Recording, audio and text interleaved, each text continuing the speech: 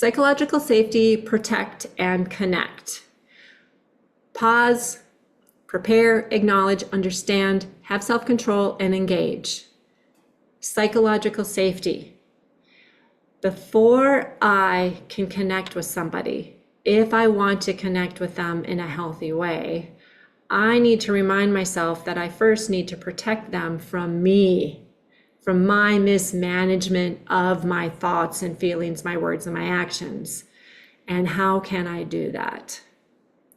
And if I need to have a healthy conversation, courageous conversations, am I regulated enough to have that conversation? If I'm not, don't have the conversation.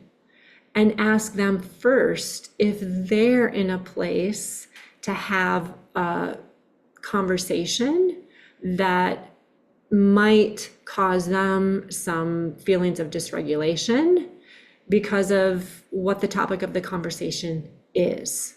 Protect. Have a good boundary for yourself so that their feelings don't hurt you, and ask them the same thing. Hey, I want to share something. It might be sensitive.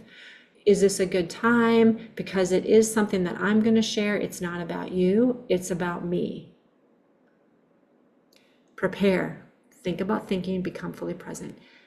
Acknowledge. There's questions to ask yourself before engaging. Are you ready to engage?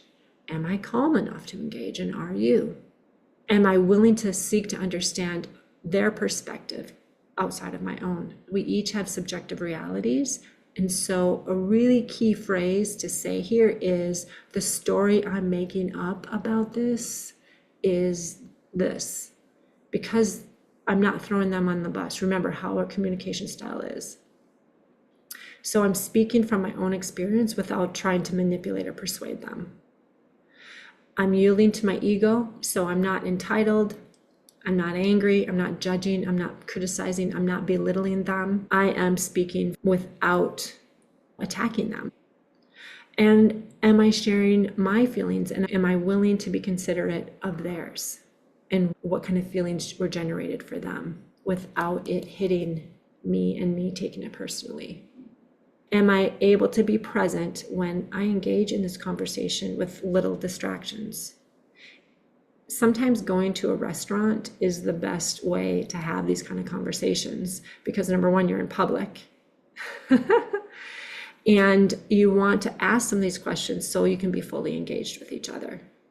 And sometimes being outside where there's lots of distractions, or having your phone there, having a computer there, put those away, turn off your ringers, and have a conversation without distractions. So that's why it's really helpful to first ask if this is a good time to have a conversation and share what the topic is about, and give them the freedom to say, yes, this is a good time, or it's not a good time. And so when would a good time be?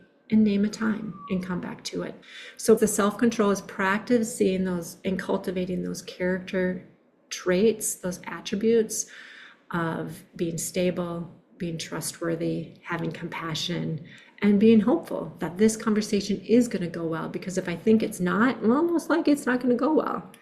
So you want to be anchored, say, hey, I care about you, lead with appreciation. If you have any questions about this tool, let me know. Really remember, we're attuning to ourselves first before stepping in and inviting somebody else to have a conversation with us that might go sideways.